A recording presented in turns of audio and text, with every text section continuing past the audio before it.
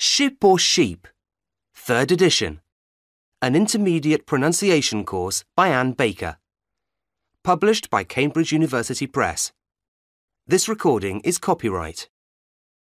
CD1. This recording is copyright. CD1.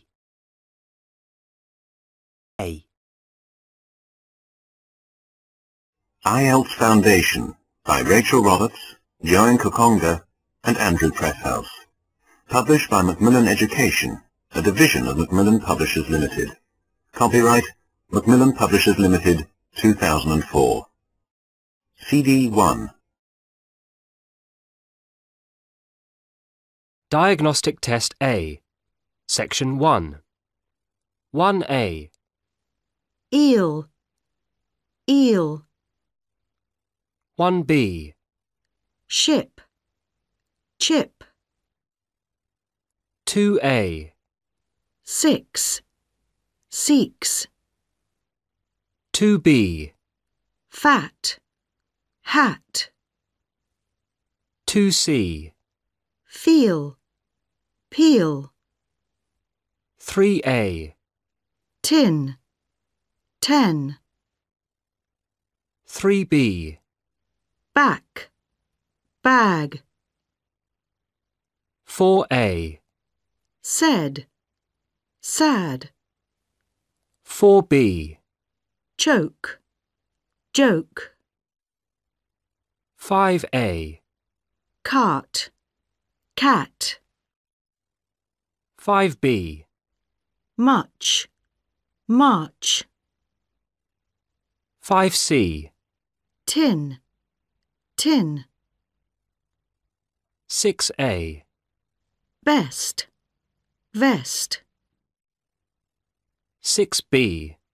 Few, view. 7A. Backs, box. 7B. Wing, wink. 7C. Thing, thin. 8A. Sport, spot. 8B. Cap, cap. 9A. Put, pot. 9B. Key, key. 10A. Pool, pull. 10B. Grass, glass. 11A. Cup, cap. 11B. Heel, eel. 12A. Comb, cone. 12B. Cow, cow. 13A. Big, bigger. 13B. Closing, clothing. 14A. Girl, gull. 14B. Walk, work. 14C. Bed, bird. 14D.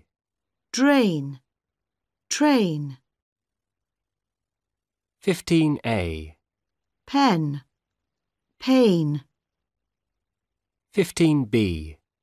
Peace, peace. 16A. Boat, bought. 16B. Fern, phone. 16C. Jack, yak.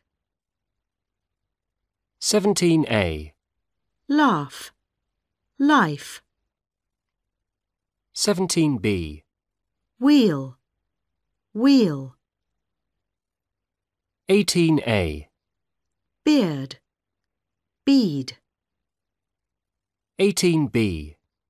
Bin, bin, 19A. air, ear, 19B. some, 20A. buzz, bus, 21A. push, puss, 22A. all, oil, 22B. road, load, 23A. mouse, mouth, 23B. free, 3, 24A. pleasure, pleasure, yak, 17A. laugh, life, 17B. wheel, wheel, 18A. beard, bead, 18B. bin, bin, 19A. air, ear, 19B. some, 20A. buzz, bus, 21A. push, puss, 22A. all, oil, 22B. road, load, 23A. mouse, mouth, 23B. free, 3, 24A. pleasure, pleasure, 3A. mouse, mouth, 23B. free, 3, 24A. pleasure, pleasure,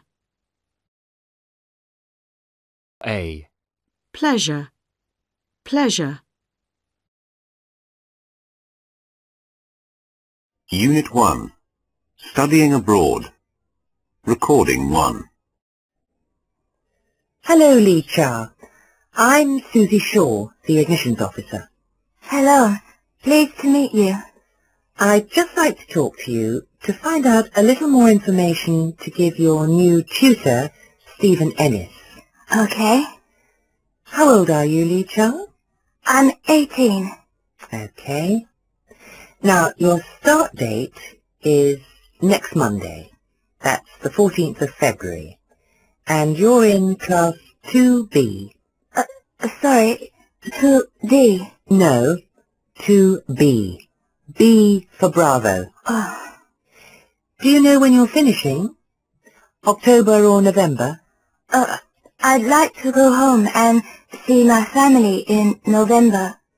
Finishing at the end of October then, the 29th. We need a contact number here and one in China, Li Cha. Do you live with your parents?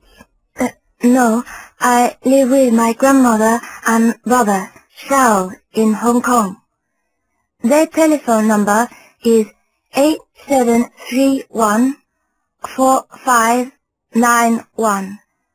And my mobile number here is 0825-701-6924.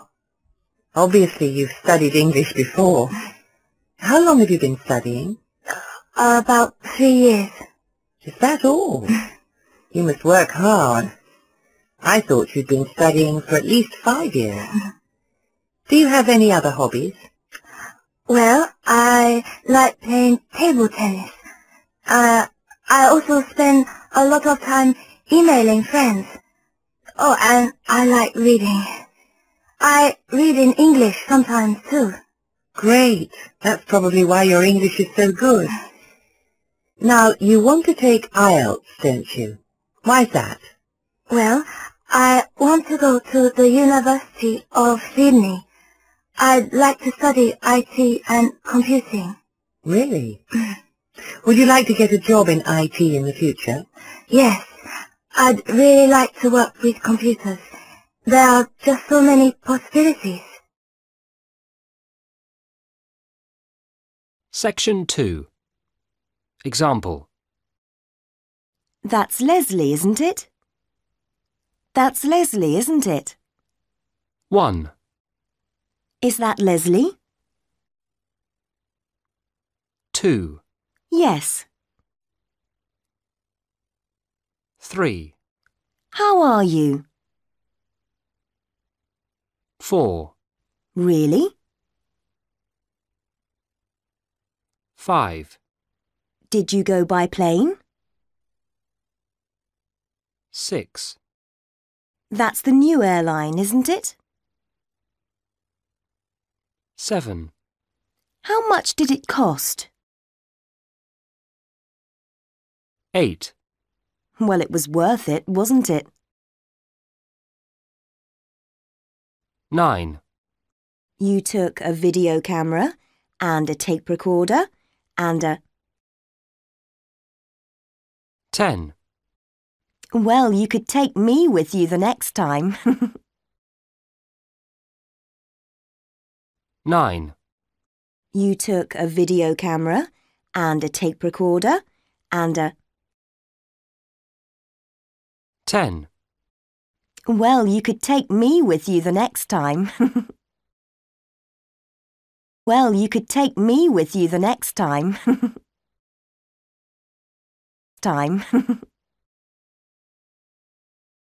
Recording 2.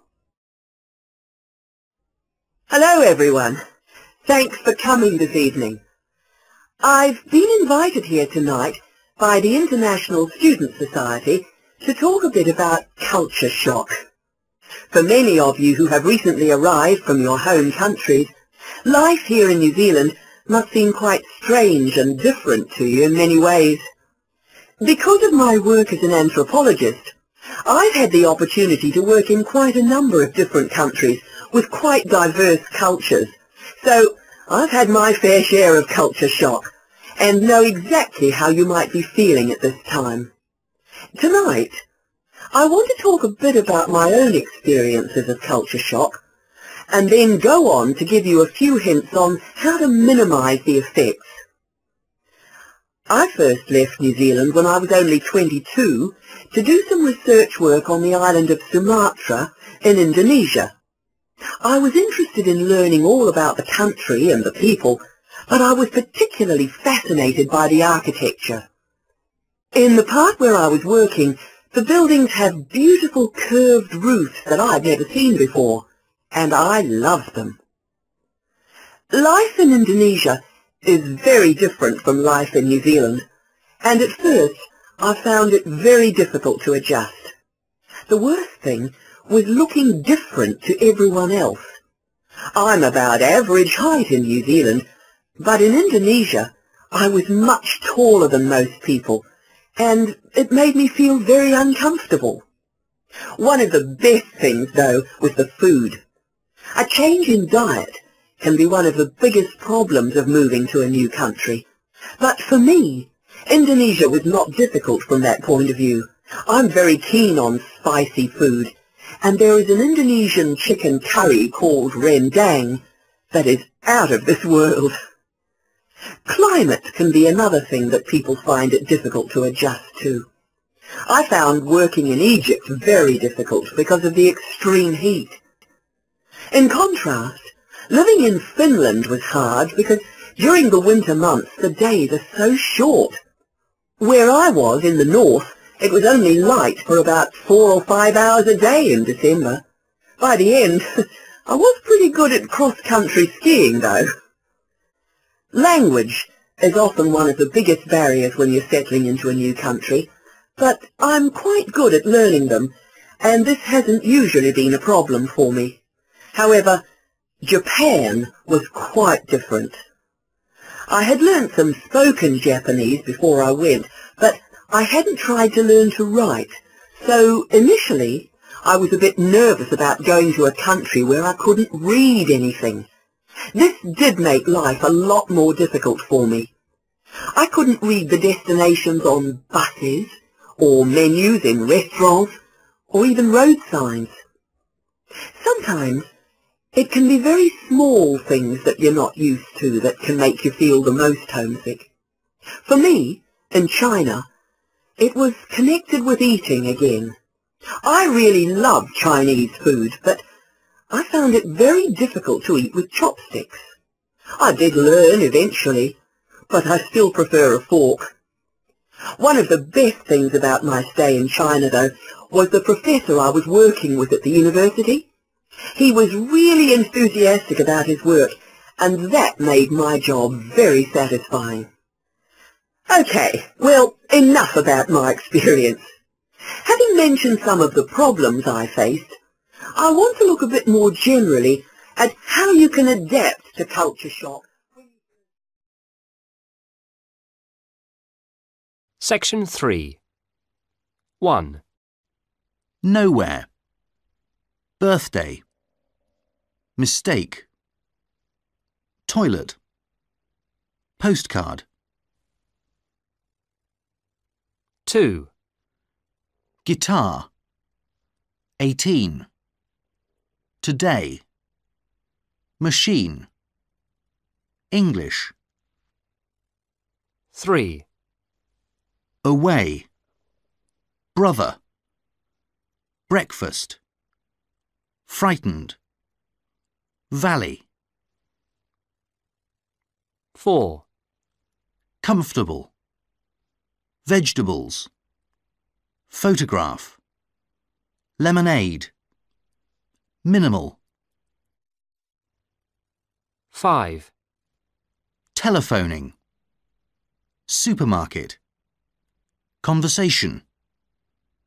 Exercises. Helicopter. Supermarket. Conversation. Exercises. Helicopter.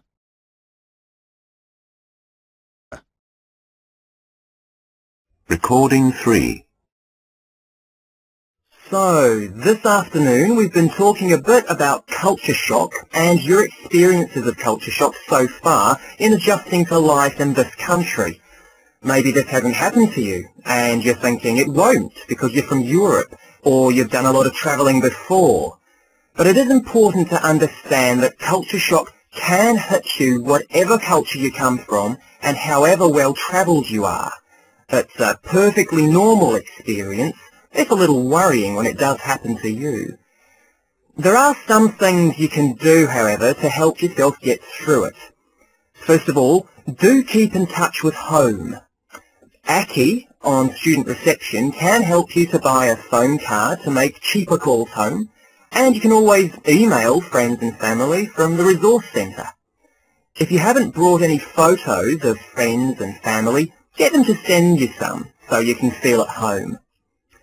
Make sure you eat well, not just crisps and chocolate. And it's a good idea if you can eat some familiar food.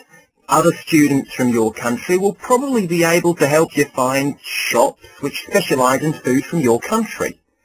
And you need to exercise too, not only for your health, and it's a good way of meeting people. Make some new friends, get to know the other international students, whether from your own country or others. They will understand something of what you're feeling, and their experience may be able to help you. And, if you can, try to make friends with the local home students. That way you can really learn about this new culture, and they can learn about yours. Let us help you. You're here at the orientation program, which is a good start, but we also offer a drop-in centre with a student advisor available daily and personal counselling. You might not use such a service at home, but remember that you perhaps don't have the same support networks of friends and family here, and these services can provide you with some support. The most important thing is to find someone who will listen uncritically and with understanding, rather than isolating yourself. You need to remember that culture shock is entirely normal and usually unavoidable. It's not a sign that you've made a mistake or can't manage. In fact, it can be a significant learning experience, making you more aware of aspects of your own culture as well as the new culture. It will give you valuable skills which will be part of the benefit of an international education. Unit 1. E. Sheep. 1. E. E. E.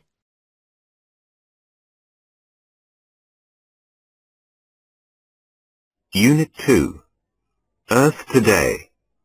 Recording 4. And today, James is going to give us his presentation on household waste disposal. James, are you ready? Yeah, thanks. Well, when I was deciding what to do for this presentation, this topic really attracted me because it's such an important issue.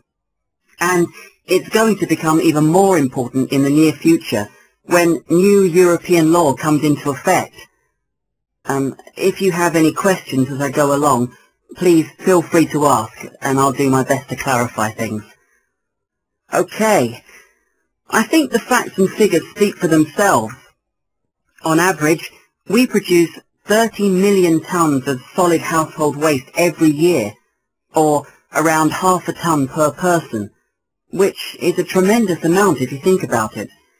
And obviously, it's vital that waste is minimised and disposed of in a way that protects our environment and our health. We're talking about waste food products, packaging, newspapers, glass, garden waste and so on. In fact, some studies have shown that almost 2/3 of our waste is biodegradable. Food, paper, natural textiles for example, and glass makes up about 10%. Sorry to interrupt, but can I just ask you if those figures are for the UK only, or are the proportions the same in other countries? No, that's fairly universal, at least in the developed world. But different countries do have very different levels of recycling. In Britain, for example, we bury in the region of 25 million tonnes of biodegradable waste. This is known as landfill. I'm sure you can imagine that this is a limited option, particularly in a country with a small amount of land.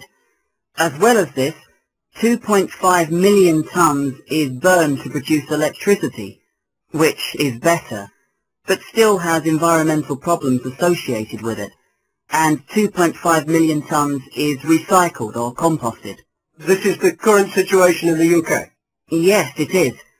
However, new European law requires us to reduce amounts of waste, and by 2020 we will only be able to send 10 million tonnes of this for landfill, and the rest will have to be recycled, burned or treated in a different way.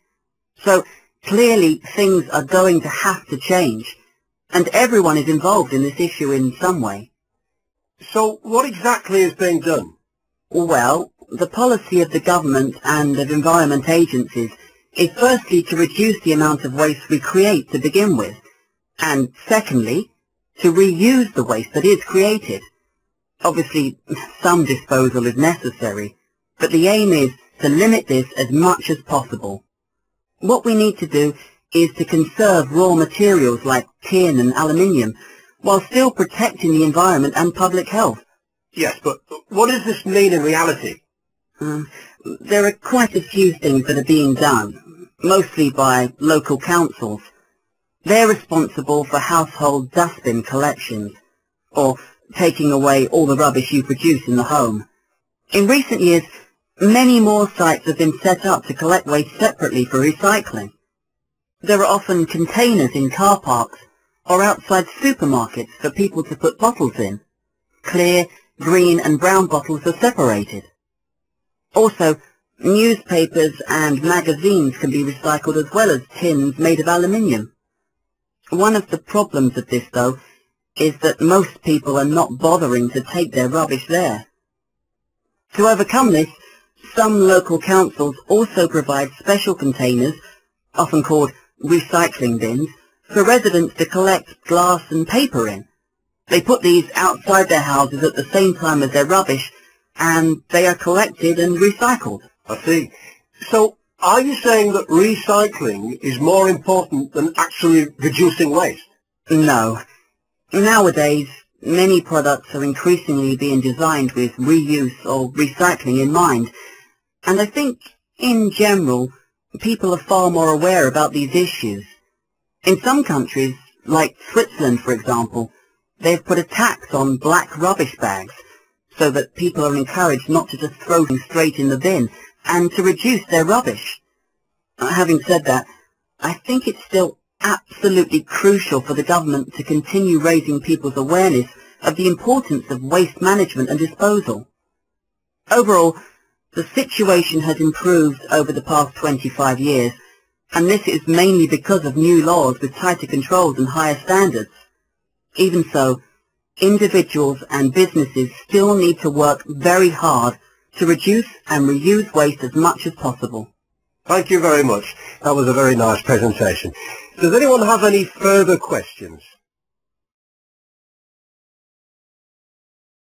2A. Sheep. Leak. Cheeks. Peel. Bean. Leave. Recording 5. Speaker 1. If you ask me, keeping animals in zoos is really cruel because they're taken away from their natural habitats and have far less space than they do in the wild. I honestly think that animals should remain in their original environments. Speaker 2. I can't stand the fact that cars are still allowed in many city centres. They cause so much noise and pollution. I much prefer city centres that are pedestrianised, where people can walk around with no worries about too much traffic. Speaker 3. I guess I'm quite lazy, really, as I don't bother recycling much, except newspapers. I know we should try and reuse our resources, if possible, but sometimes it's just not convenient. I'm convinced that more people would recycle stuff if there were better facilities, and it was generally easier. 2B. Look out for that sheep. What lovely cheeks. Throw out that bean. Stop it leaking. This peel's got vitamin C in it. He's going to leave. Vitamin C in it. He's going to leave.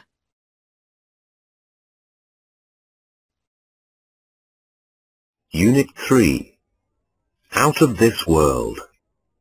Recording 6. Hello? Can I just have your attention for a minute? Thank you. My name is Mary Golding. Some of you may recognise me. I used to be a teacher here at the college, but I changed jobs last year, and I now work as the student officer. Okay, well, I'm in today to tell you about a trip that we've got going to Paris. Well, this will be a good chance for those of you who haven't been to France before to have a look at another country, and Paris is very beautiful. I think those of you who come will thoroughly enjoy it. The trip is going to be for 5 days, from the 31st of March, which is a Saturday, to the 4th of April, the following Wednesday. We'll be leaving pretty early in the morning, 7 o'clock from college, so you'll have to set your alarm clocks. And we'll be going through the Channel Tunnel on the train, so no ferries or coaches for those people who get seasick or travel sick. We'll be back again on Wednesday about 10 o'clock at night. 3B. In a cafe. It's cheaper to eat at Marguerite's. What would you like to eat, Peter? The cheese sandwiches are the cheapest. A cheese sandwich, please, Christina. Cheese. Janine, would you like a beef sandwich or a cheese sandwich? A cheese sandwich, please. What about you, Christina? Would you like cheese or beef? Are you all ready to order? What would you like to eat? We'll have 1 beef sandwich, 2 cheese sandwiches, and tea for me. Tea for me too, please. Yes, make that 3 teas, please. 1 beef sandwich, 2 cheese sandwiches, and 3 teas.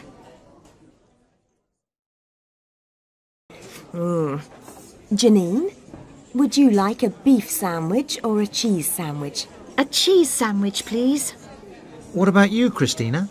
Would you like cheese or beef? Are you all ready to order? What would you like to eat?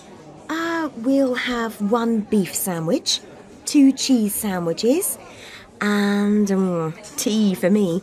Tea for me too, please. Yes, make that 3 teas, please. 1 beef sandwich, 2 cheese sandwiches, and 3 teas. Cheese or beef? Are you all ready to order?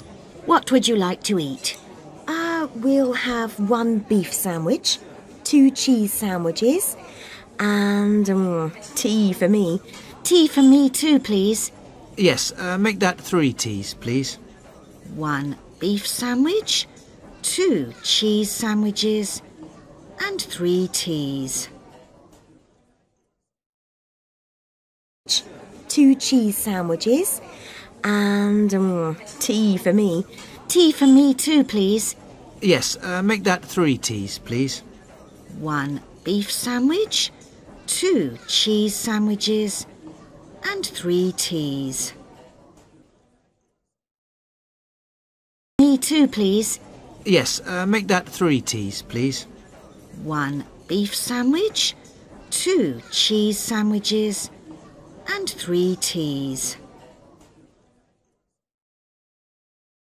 1 beef sandwich, 2 cheese sandwiches, and 3 teas. Cheese sandwiches, and 3 teas. And 3 teas.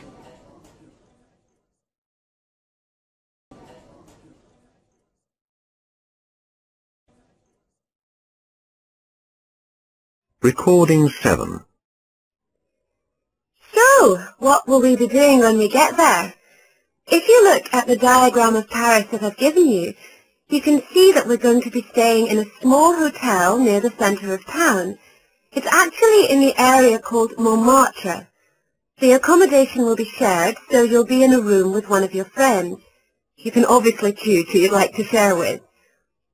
On the first day we're in Paris, we'll be going on a boat trip up the River Seine and up the Eiffel Tower, the famous monument in the middle of Paris. There should be a good view from up there. Both of these things are included in the cost of the trip, so you won't need to worry about spending extra money.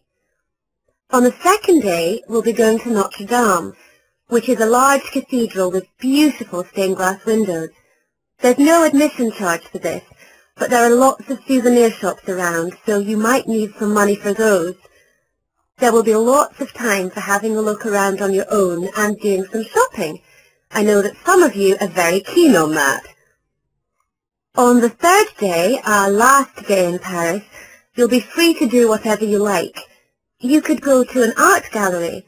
For example, the Louvre is a very famous one, where you can see the Mona Lisa. You'll have to pay to get in there, but it's not expensive. The biggest problem is that the queue to get in is often very long. The cost of the whole trip is £120, which includes all of the transport, the hotel and breakfast. You'll have to buy other food yourself, so you'll need more money for that. It's a really popular trip. We've had real success with it before. I'm sure those of you who come will really enjoy it. If you'd like to go, can you sign up on this form on the student notice board by Friday? It'll be first come, first served, so do try and sign up as quickly as you can. Thank you very much. I hope to see some of you on the trip. 4A. Would you like veal or beef? Would you like coffee or tea? Would you like coffee, tea or milk? Tea or milk?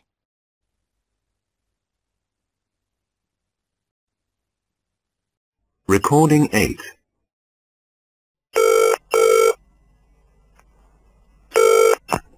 Hello, National Train Inquiry Line. Can I help you? Yes, please. I'd like to find out about times and prices of trains to Edinburgh. Fine.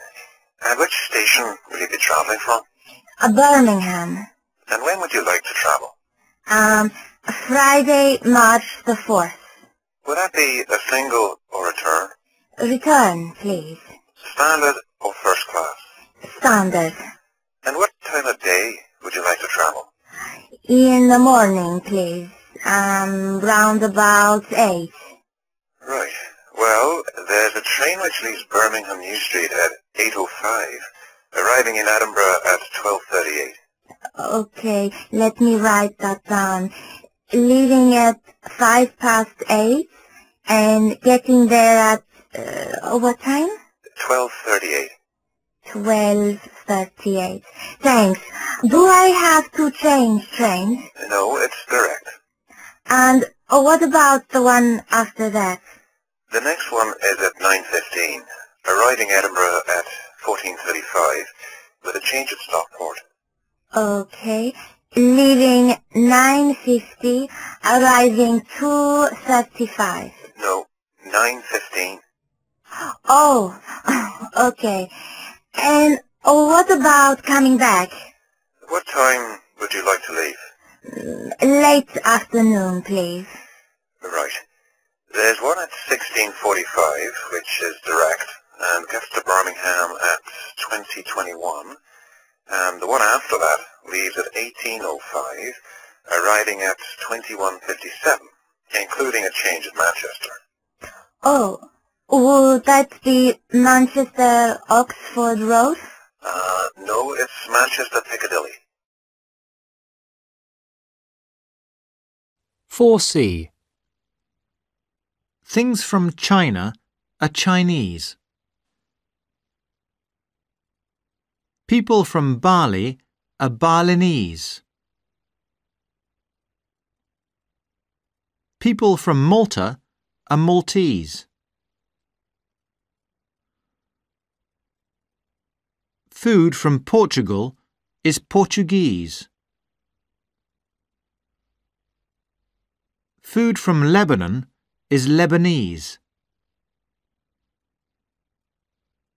Things from Japan are Japanese. People from Nepal are Nepalese. Goods from Vietnam are Vietnamese. People from Nepal are Nepalese. Goods from Vietnam are Vietnamese.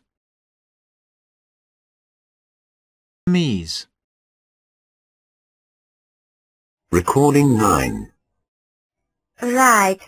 And how much is the cheapest ticket? Well, it depends. If you can leave after 9 a.m., it's cheaper. There's an Apex Super Saver which you have to book at least 14 days before you want to travel. That costs £33.50. 33.50. Okay. And what happens if I want to leave before 9 a.m.? If you can book 7 days in advance, then you can buy an Apex Peak Saver. That costs £41.30. But if you can't do that, the next cheapest ticket is the Standard Saver, which costs £54 return. So it's £41.30 if I book 7 days in advance. Yes. And £45 if I don't. No, it's £54 for the Standard Saver. Oh, okay. If you can travel on a different day of the week, then we have the Off-Peak Saver at £38. But I can't travel on a Friday for that fare. That's right. Fine. Thanks very much for your help. You're welcome. Bye. Bye.